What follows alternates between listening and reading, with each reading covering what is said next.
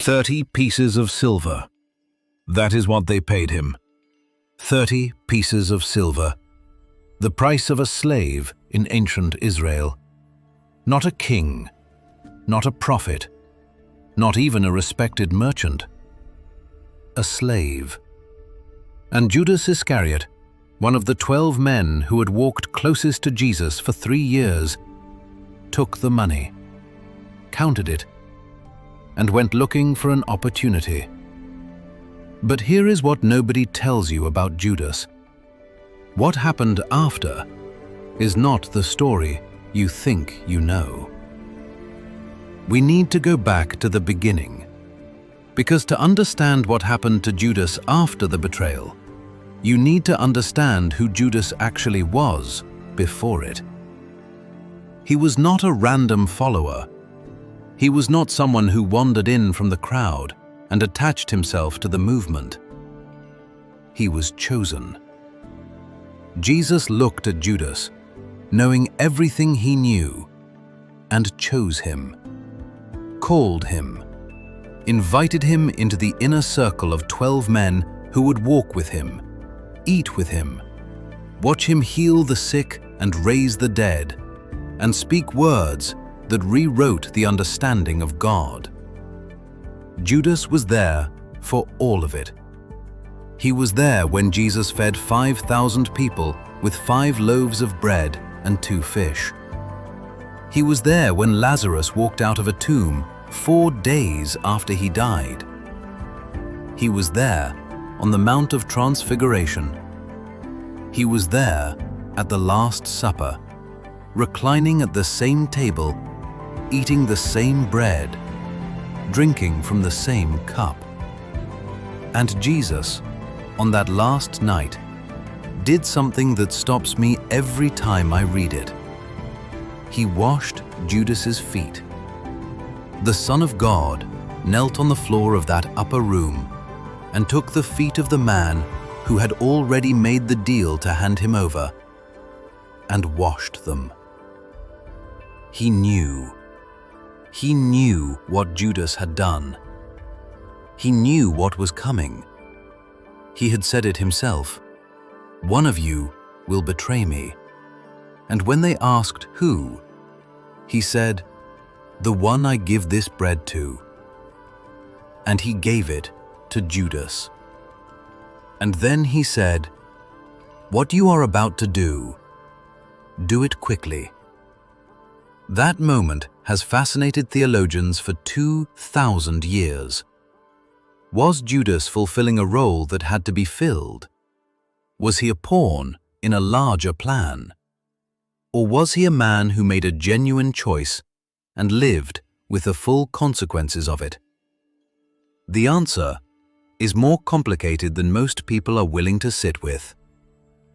The arrest happened in the Garden of Gethsemane. Jesus had gone there to pray.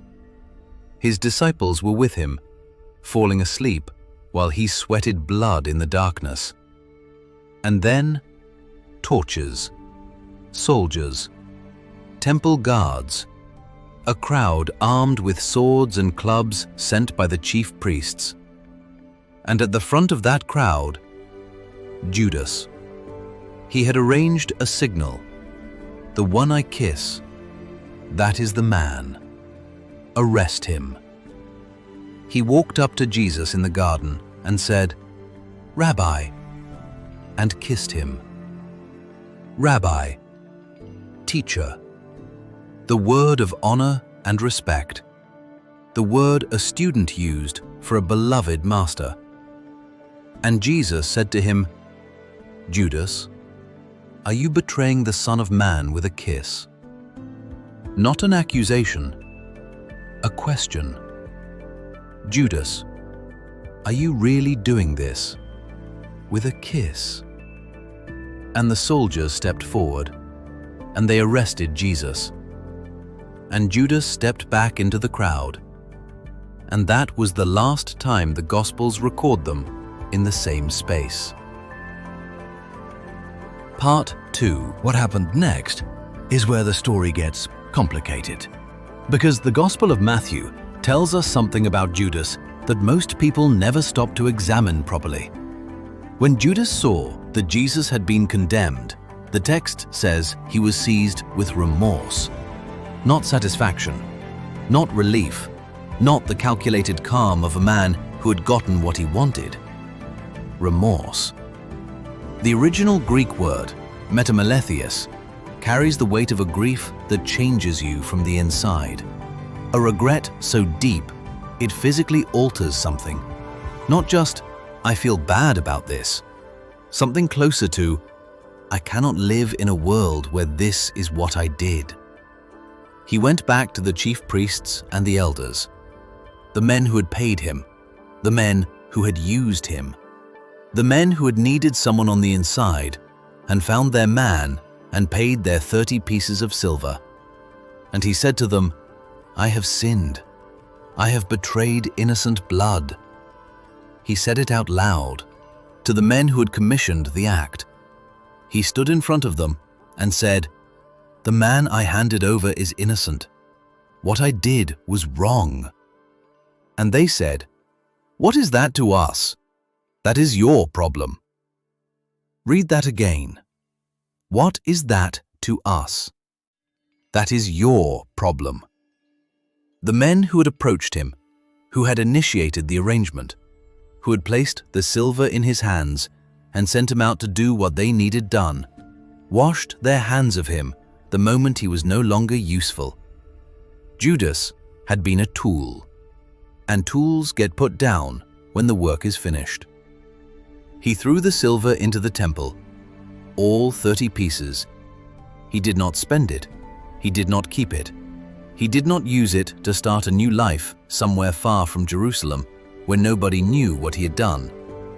He threw it into the temple, the sacred space, the house of God, as if throwing it back, as if the act of returning the money could undo the act of taking it. It could not. The chief priests picked up the coins and said, it is not lawful to put this into the treasury, since it is blood money. Blood money. They called it blood money. These were the men who had approved the payment, who had counted out 30 pieces of silver and placed them into the hands of a disciple. And now they stood in the temple courts, calling it blood money, as if they had simply been spectators to someone else's crime.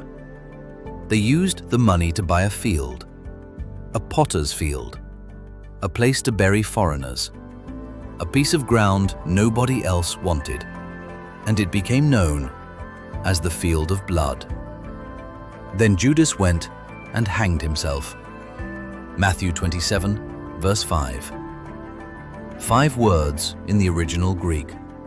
No elaboration, no dramatic scene, no final speech or prayer or moment of clarity. He went and hanged himself. The man who had walked with Jesus for 3 years, who had watched miracles happen with his own eyes, who had heard the Sermon on the Mount in person, who had been trusted with the money bag, the finances of the entire ministry for the entire duration of their time together. He ended his life in a field. And here is where the Bible gives us something strange, because the book of Acts, written by Luke, gives a different account of how Judas died. Acts chapter 1 says that Judas bought a field with the reward he received for his wickedness, and falling headlong, his body burst open and all his intestines spilled out. 2 accounts, Matthew and Acts. One says he hanged himself. One says he fell headlong and his body burst open. Scholars have wrestled with this apparent contradiction for centuries. The most widely accepted explanation is that both accounts are describing the same event from different perspectives. He hanged himself, and at some point after his death, possibly when the rope broke or the branch gave way, his body fell, and the physical result was what Luke describes. Matthew records the cause, Luke records the consequence. One man, one death, Two witnesses describing different details of the same moment. But here is the question that this story will not let go of. Was Judas saved? It is the question theologians have argued over for 2,000 years. And it is the question that makes this story genuinely dangerous to sit with, because there is no clean, comfortable answer. Jesus said, "Woe to that man by whom the Son of Man is betrayed. It would have been better for that man if he had not been born." Those words are in the mouth of Jesus himself, and they are sobering. But Judas showed remorse. He confessed. He said out loud, "I have sinned. I have betrayed innocent blood." He did not deny it. He did not justify it. He did not tell himself a story about why it was necessary, or why he had no choice, or why the ends justified the means. He said, "I have sinned." And then he despaired. And this is the theological razor's edge that the story of Judas walks. The difference between Judas and Peter is not the sin. Peter denied Jesus 3 times, loudly, with curses, standing by a fire while Jesus was being interrogated inside. A servant girl pointed at him, and he swore he had never known the man. Peter's failure was as total as Judas's. The difference is what they did with the remorse. Peter wept bitterly, and then he waited. He stayed in Jerusalem. He was in the upper room on the day of Pentecost. He gave his life to preaching the name of the man he had denied. Judas despaired. He decided that what he had done was too large for any mercy to reach. He looked at 30 pieces of silver on the temple floor and concluded, "This is the final word on who I am." And he went and hanged himself. There is a word for what Peter did that Judas did not do. Hope. Not optimism. Not the feeling that things will work out. Not confidence that the situation was recoverable. Hope. The decision, in the face of evidence that suggests otherwise, to believe that the story is not over. Peter did not know on that Friday night that Sunday was coming. He did not know the tomb would be empty. He was hiding behind a locked door with the other disciples, terrified, devastated, certain that everything was finished. But he stayed. Judas did not stay. And we will never know this side of eternity what would have happened if he had. What would have happened if Judas had thrown those coins into the temple and then found the other disciples and knocked on the door and said, "I need to tell you what I did"? What would have happened if he had been in the upper room on Easter Sunday when Jesus walked through the locked door and said, "Peace be with you"? We do not know, because he did not stay. Here is what this story is really about. It is not about betrayal. Every human being who has ever lived has betrayed something or someone they should have protected. If betrayal were the disqualifying act, the upper room on Easter Sunday would have been empty. It is not about the 30 pieces of silver. Money has motivated human failure since the beginning of recorded history and will continue to do so until the end of it. It is about what you do with the remorse. Judas felt it, genuinely. He said the words. He returned the money. He stood in front of the men who had used him and told them to their faces that what he had done was wrong.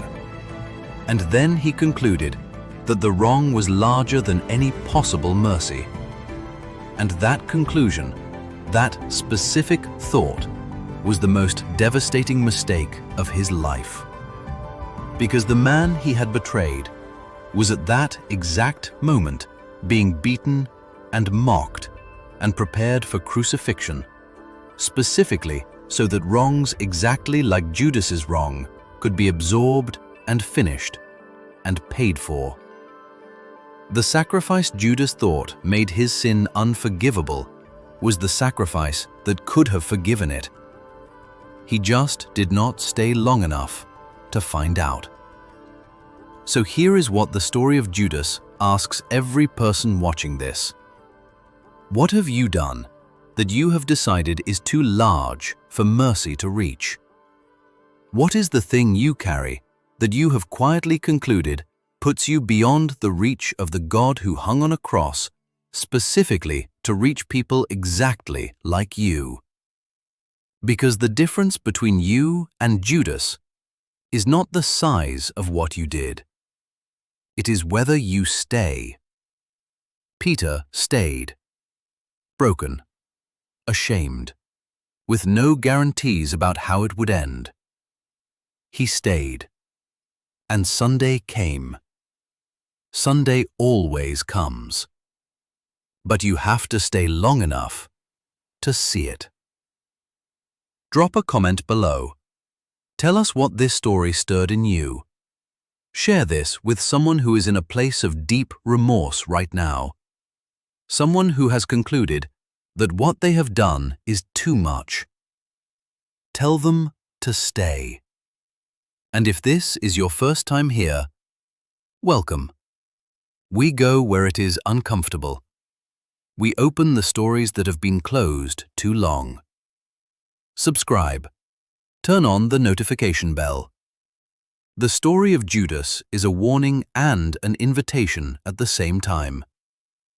Stay. Until next time, the story is never truly over.